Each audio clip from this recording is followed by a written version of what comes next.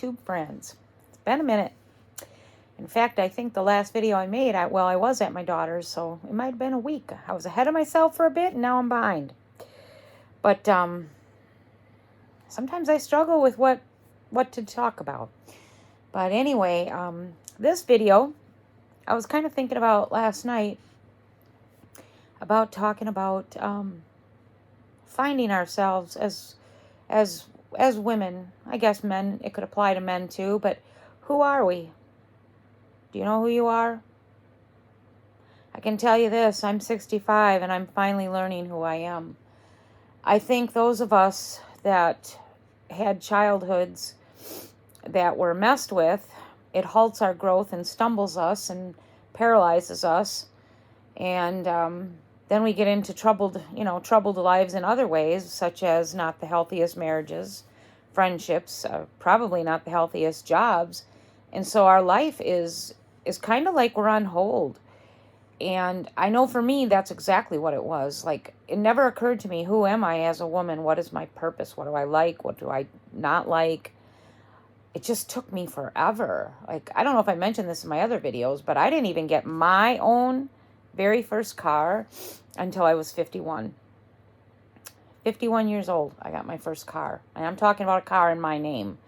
And it was a new car. And that's crazy when you think about it, 51. I did get a car before that, but my daughter helped me. That was in my late 40s. You know, I'm counting as on my own, where I went and picked it out, what I wanted, signed the lease, and drove it. And was having fun doing it until I got sick. But anyway, things like that, like I didn't realize that I was a crafty person until my late 40s. I didn't realize what jobs I should not have held until my late 40s. I should not have been in the child protective industry at all, because for me, it was a trigger as to how I grew up. But I also feel, if I have to look back honestly, I wasn't suited for that job. I didn't have probably the empathy I should have had. I didn't have the patience or the tolerance. In our county, and I still feel this way, it hasn't changed in my 12 years of being out of it. I feel like we enabled these parents and families to never move forward. And, like we gave them so much room and so much help. There was no accountability, very little accountability, very little. You could have parents, I worked with parents that darn nearly killed their children, and I'm not kidding. One had left her child alone unattended in the bathtub. This was a child that was born normal, but the mother was mentally impaired in many ways, and she left her child unattended in the bathtub, and the child nearly drowned, and then the child now has lifelong handicaps because of this. We should have removed that child permanently. And what did we do? We returned that child. We had to work with that mother and that child, and the mother continued having more babies. And when I left the county 12 years ago, the children were not returned to her, but there was no permanence. There was no permanence. These kids were kept in foster care. Like I said, she continued having children. I don't know anymore because I'm 12 years out. I think this one is probably an adult now. But you never move forward, and these kids don't get permanence because we wouldn't terminate the parental rights. So it just goes on and on and on, which then it repeats through that generation, the next generation, which is what? Job security for us. But I shouldn't have been in that job because I don't believe in that. I believe if you're that much of a risk to your young should be removed permanently, adopted out, and let them get on with their lives, and let's break this cycle of abuse and neglect. But we don't do that. And so I was kind of a bitter worker, an angry worker. I just don't think I should have been there. But I didn't learn that until I was much, much older in life. People that have been abused or damaged need to find, I think, different careers that don't trigger us, where we can be successful and do a good job, not a half-butt job. And I feel like I did a half-butt job. But, so anyway, I don't record when Baldy's around, and of course he came in, so I had to pause. But anyway, our jobs, our choices in life are so greatly affected by things we go through in our youth, in our younger years, much younger. I'm talking formative years and then up. And for a lot of us, it halts the process of learning about ourselves. And many of us probably never become aware of it. And those of us that do become aware of it, we don't become aware of it until much later in life. And sadly, I think for a lot of us, what happens is we think it's too late. We think it's too late to, finish off the last chapter of our lives happily, successfully, doing maybe what we found out we really love doing, maybe making amends to those that we've hurt or screwed up along the way, because many of us have as parents. What made me think of this is I've had a couple things happen in the last couple days with some very close family members that are in their early 60s. I'm now mid 60, but they are going through exactly this, questioning their whole existence. Like now they're looking at more than one failed marriage, and they're going back to their childhood, and they're putting this all together and seeing that their childhood, our childhood, deeply affected their choices in life with their partners and other things, and how it really screwed them up. And it's so incredibly sad. And to me, it's so sad when you think that, your life is over and you can't be happy, and you can't fulfill those dreams that were buried so long ago. And I just want to encourage people that have maybe lived as I've lived, and where your childhood was affected and it affected your whole entire life, and you find yourself questioning everything as you're an older adult. And I just get so sad when I read, like, this particular person just thinks it's over, and it's not over. It's not over until we're out of here. And yeah, some of the things and some of our decisions may have caused some trauma to others that can't be mended. But it doesn't mean we don't try.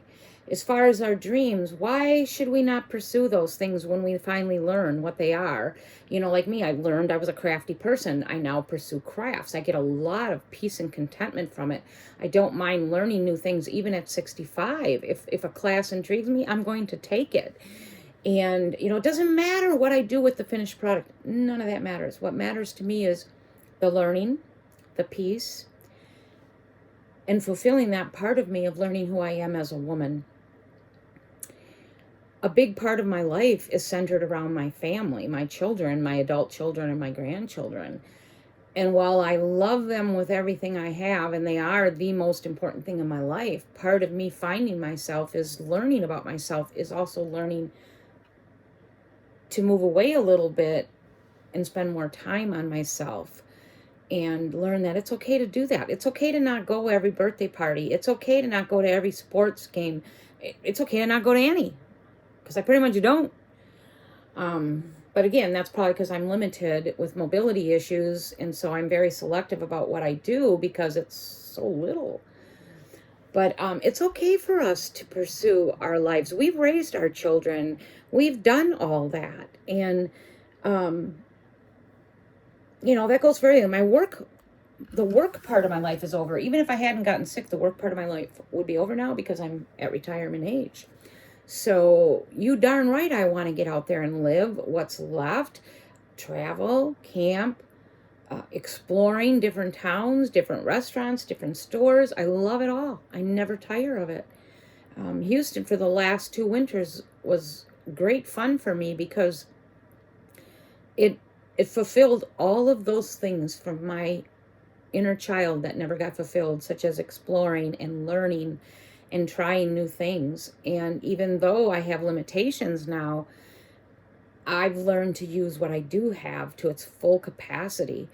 And so, holding a baby crocodile for the first time in my life, driving through Louisiana and seeing the different landscape and trees and flowers, all of that stuff fulfills all of those things within me that I never knew were there because I was so damaged. And so I protect that now with a vengeance. Gosh, I always feel like I'm rambling, and I guess I am, but I don't care. Because again, like I said, I look at YouTube, as my friend, someone that's sitting across from me, and we're just chatting. And so I'm sharing with you.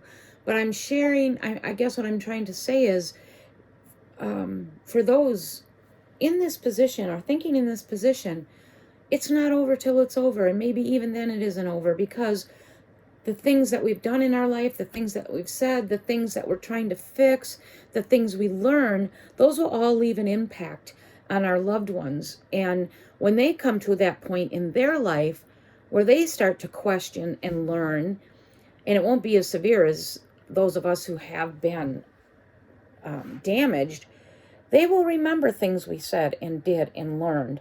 And so our impact will be lifelong in their lives, and hopefully in their young lives, their youngsters' lives.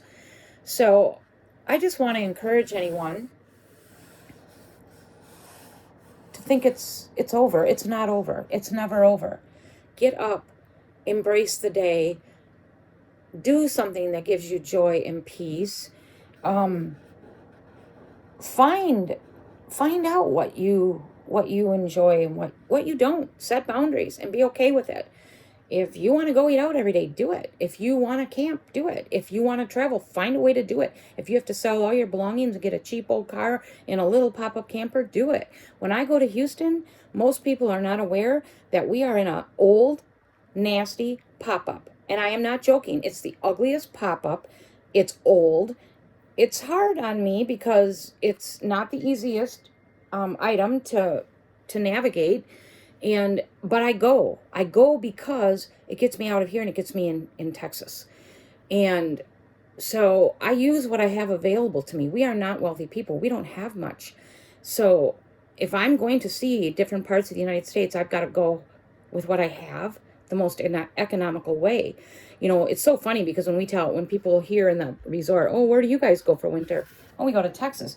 I'm sure they have this vision in their head that, we're in another tiny house or whatever. They have no idea how rough it is. It's rough.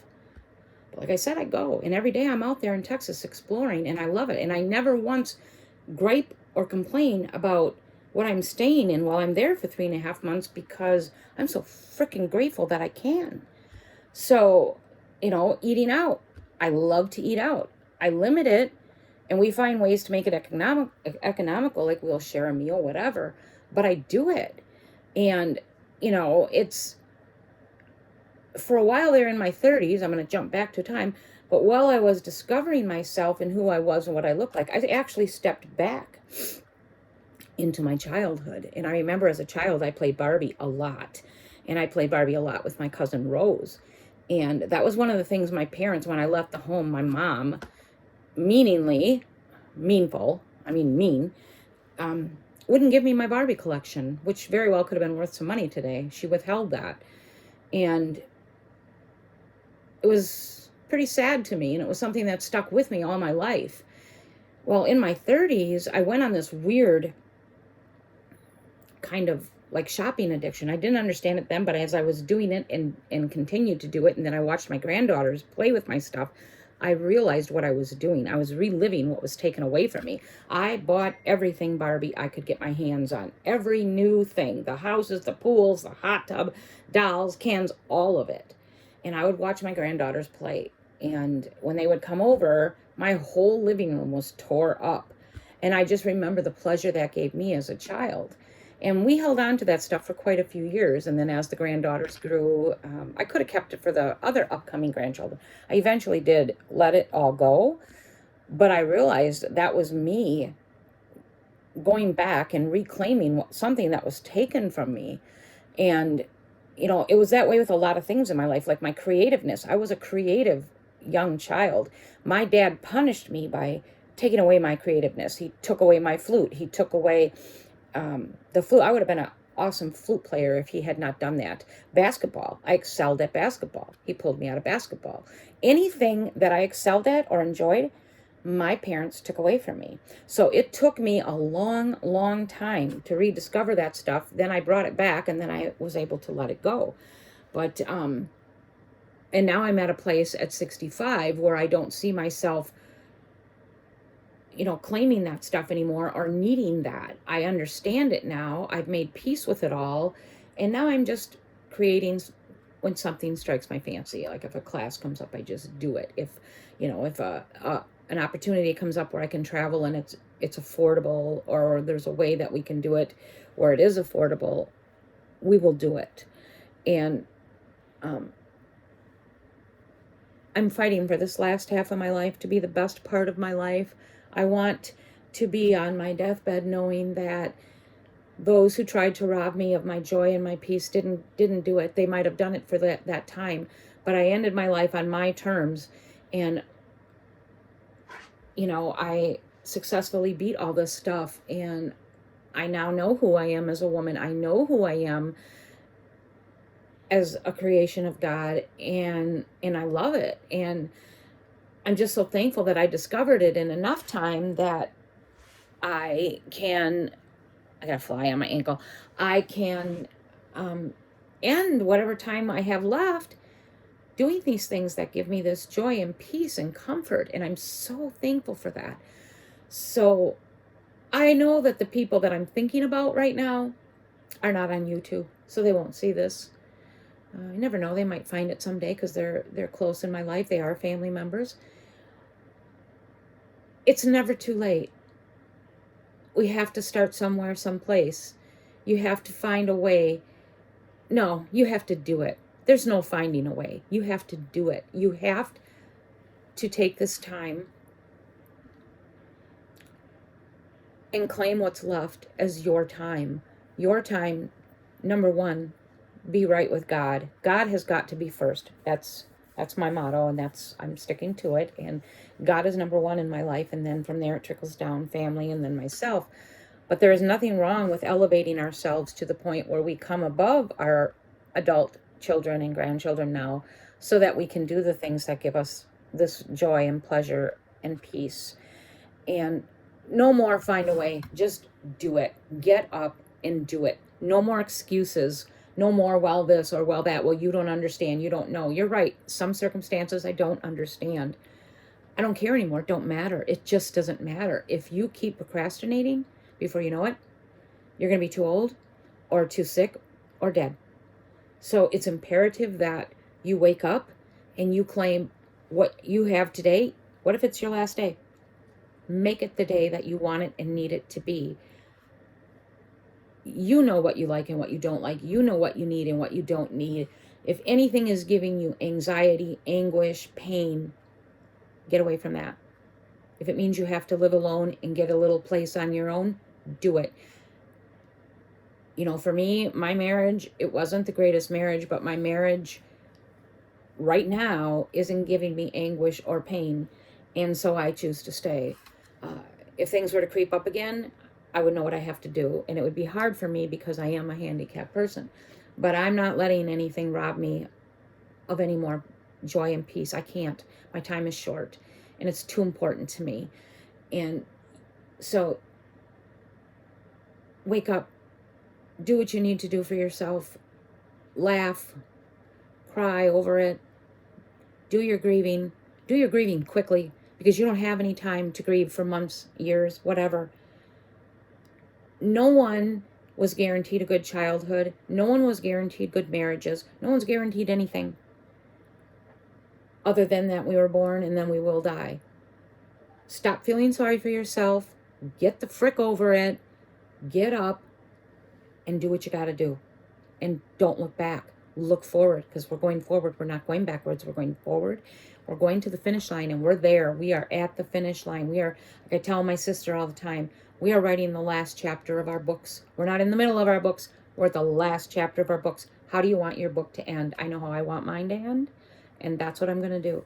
And I hope and pray for anyone in this situation, you do the same. Get over the grieving, get over the whys, the what ifs. We don't get go backs in life. No one does. All we get is going forward until we're out of here. So that's my advice for today. That's my thought. I'm off. It's Friday, and I'm off to do some fun, which for me, I have no idea. Got to babysit grandchildren tonight, so I think what I'm going to do today is just go have a nice lunch somewhere, and then maybe go through one of my favorite stores and look at some more fall Halloween stuff, and that's it. Or maybe even take a nice ride in the country. Maybe I'll find a pumpkin farm. I'd like to get some pumpkins. That's it. I hope everyone has a great day. You deserve it. Everyone deserves it. Be kind to someone. Extend yourself to someone. Extend yourself to you. I will talk to you soon. Please hit that like button. Subscribe if you haven't. Share my videos. And I hope that something that I've said has touched you today. See you soon.